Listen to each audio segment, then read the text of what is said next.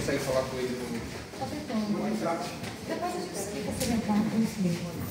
O réu Luiz Carlos Dutra Meireles, já qualificado nos autos, foi pronunciado como incurso nas sanções do artigo 121, parágrafo 2º, 1, 4 e 5 do Código Penal. Submetidos os quesitos à votação pelo Conselho de Sentença, os jurados entenderam por votar majoritariamente aos 2 primeiros quesitos, negativamente ao terceiro e positivamente aos demais quesitos, conforme termo anexado aos autos. Posto isso, faço a decisão soberana do júri, julgo procedente a pretensão punitiva estatal e condeno Luiz Carlos Dutra Meireles nas sanções previstas no artigo 121, parágrafo 2º, 1, 4 e 5 do Código Penal. Faço a dosimetria da pena, observando as diretrizes do artigo 59 e 68 do Código Penal, analisando isoladamente cada uma das circunstâncias judiciais. Com relação ao crime previsto no artigo 121, parágrafo 2º, 1, 4 e 5, passo a dosimetria da pena, repetindo. No caso de homicídio com múltiplas qualificadoras, a jurisprudência do STJ e do Supremo Tribunal Federal é pacífica no sentido de que apenas uma qualificadora será usada para tipificar o crime, elevando-se de homicídio simples para qualificado. Enquanto as demais qualificadoras, se reconhecidas pelo Conselho de Sentença, deverão ser consideradas como circunstâncias agravantes da segunda fase da dosimetria da pena ou como circunstâncias judiciais desfavoráveis na primeira fase, se não houver previsão legal como agravante. Tal procedimento visa evitar o bis in idem, ou seja, a dupla valoração do mesmo fato. Dessa forma, a dosimetria da pena será realizada em 3 fases, observando a utilização de cada qualificador em sua fase adequada, conforme a lei e a jurisprudência. Na primeira fase, partindo da pena combinada para homicídio qualificado, de 12 a 30, analisa as circunstâncias judiciais do artigo 59 do Código Penal. Culpabilidade é a reprovabilidade da conduta do réu que se revela intensa. Contudo, em estrita observância à vedação da extrapolação do tipo penal e considerando que o grau de censura já se encontra abarcado pela qualificadora que será utilizada para tipificar o crime, não há elementos adicionais que justifiquem a exacerbação da pena base neste vetor, considera-se neutro. Antecedentes desfavoráveis.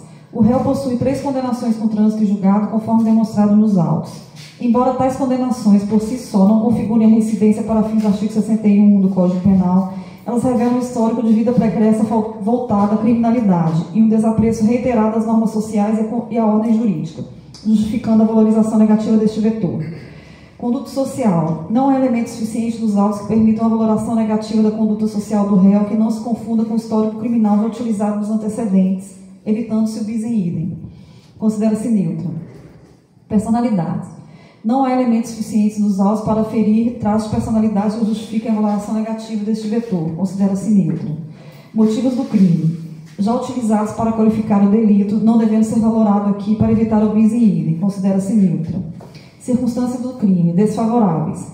A qualificadora de recurso que dificultou a defesa da vítima, reconhecida pelo Conselho de Sentença, é valorada neste vetor para exasperar a pena base. A execução do crime de forma insidiosa, pela surpresa e covardia, com a vítima sendo alvejada pelas costas e por múltiplos disparos, inclusive na face, em um local ermo, demonstra um modus operandi que excede o padrão do homicídio qualificado pelo motivo torpe e revela um maior desvalor da conduta do réu, justificando essa exasperação da pena base. Consequências do crime naturais à espécie, consistindo na morte da vítima, sem outras peculiaridades a serem observadas, além do intrínseco ao tipo penal, considera-se neutro. Comportamento da vítima... Ele não entrou? Comportamento da vítima não contribui para a prática do crime, considera-se neutro. Diante da valoração negativa de antecedentes circunstâncias do crime, fixo a pena base em 22 anos de reclusão. Segunda fase. Como a pena base fixada em 22 anos de reclusão, passo a análise das circunstâncias que podem minorar ou agravar essa reprimenda em exercício de ponderação e de visualização da pena. Nos autos, verifico as seguintes circunstâncias. Atenuante da menoridade relativa.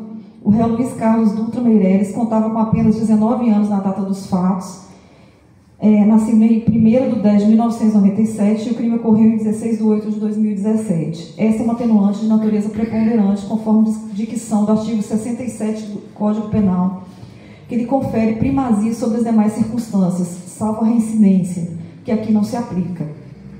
Em tese, sua incidência importaria uma redução significativa da pena. Agravantes, para assegurar a impunidade de outro crime, essa circunstância decorrente da qualificadora reconhecida pelo Conselho de Sentença agrava a conduta do réu, pois revela um propósito adicional e reprovável do crime. Essa agravante é de natureza não preponderante. Agravante contra pessoa maior de 60 anos, artigo 61(2)H do Código Penal. A vítima, Pedro Menezes Filho, possuía 67 anos na data do fato, o que denota o maior desvalor da ação do réu, dada a vulnerabilidade presumida da idade avançada. Essa agravante também é de natureza não preponderante. Em um juízo de sopesamento, e considerando a coexistência de atenuantes de uma atenuante de natureza preponderante e duas agravantes de natureza não preponderante, o juízo entende que o impacto da atenuante preponderante é neutralizado pela incidência e gravidade das agravantes. Embora a minoridade relativa tenha peso significativo, as agravantes presentes demonstram um maior grau de censurabilidade da conduta do réu, impedindo uma maior mitigação da pena. A compensação vista justa e adequada individualização da pena no caso concreto, refletindo a reprovabilidade da conduta sem incorrer em excesso ou insuficiência. Dessa forma, a pena provisória é mantida no patamar da pena base fixada em 22 anos de reclusão. Terceira fase, causa de aumento e diminuição. Nessa fase, verifica-se a ocorrência de causas que, por expressa disposição legal, aumentam ou diminuem a pena previamente calculada. Analisando os autos e as informações disponíveis, não se verificam causas de aumento ou de diminuição a serem aplicadas ao caso concreto. O crime de homicídio foi consumado, não é indicativo de concurso de pessoas ou de crimes que demandam valoração nessa fase, nem outras causas especiais de diminuição previstas em lei. Assim, torna a pena definitiva em 22 anos de reclusão. Regime inicial de cumprimento de pena. Considerando o quanto da pena aplicada, 22 anos é a natureza hedionda do crime de homicídio qualificado, estabeleça o regime inicial fechado para o cumprimento de pena nos termos do artigo 33, parágrafo 2º, alineado do Código Penal. Detração penal. Não há informações suficientes dos autos para proceder à detração penal de forma precisa, devendo tal análise ser realizada pelo juízo de execução, que possui elementos necessários para tanto. Da manutenção da prisão preventiva. A prisão preventiva do réu foi decretada em 5/1/2020 e mantida em todas as fases processuais, inclusive na decisão de pronúncia. A necessidade de sua manutenção permanece rígida e é reforçada pelo veredito condenatório do Tribunal do Júri. A segregação cautelar do réu justifica-se na necessidade de garantia da ordem pública, tendo em vista a sua periculosidade concreta, evidenciada não apenas pela gravidade do crime hora julgado, mas também pela reiteração de práticas delituosas. Conforme consta dos autos, o réu possui condenações transitadas em julgado por crimes de roubo e tráfico de drogas, o que demonstra um histórico de vida criminosa e um risco acentuado de reiteração delitiva, caso seja colocado em liberdade. Ademais, a prisão preventiva também se mostra imperiosa para a conveniência da instrução criminal. Eu vou apagar isso aqui. Por fim, a manutenção da prisão é essencial para assegurar a aplicação da lei penal. A pena imposta de 22 anos de reclusão é substancial e a fuga do réu representaria um grave prejuízo à efetividade da justiça.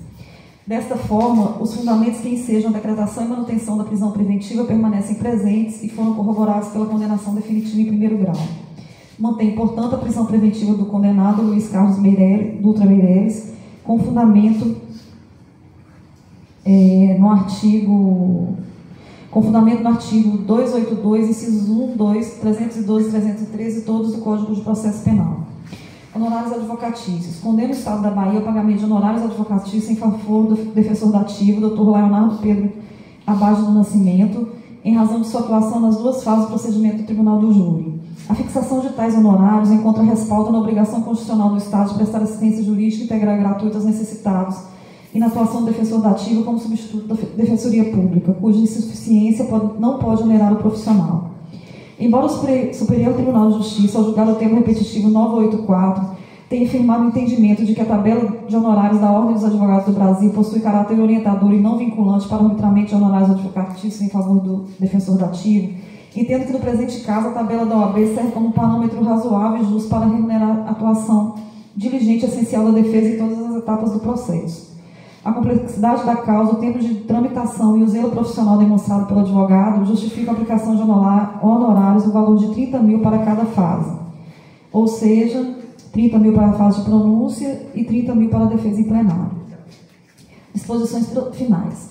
Custas processuais. Condena o réu ao pagamento das custas processuais nos termos do artigo 804 do Código de Processo Penal. Contudo, considerando que foi assistido por defensor dativo, o pagamento das custas fica sobre o Estado na forma da lei, presumindo-se por suficiência econômica. expedições e comunicações, espécie carta de guia de execução provisória com urgência. Após o trânsito em julgado, comunique-se o resultado do julgamento ao TRE, oficie-se ao SEDEP, intigue-se ao Ministério Público. Ficam desde já intimados Ministério Público, assistência de acusação, defesa e familiares da vítima. Com o trânsito em julgado, espécie guia definitiva e após as formalidades legais, arquivem-se os autos. Santa Cruz de Cabralha. Que horas? 37. Que horas? 22 horas e 57 minutos. Tarcísio de Oliveira Fonseca Elias, juízes de direito. Bom, podemos sentar.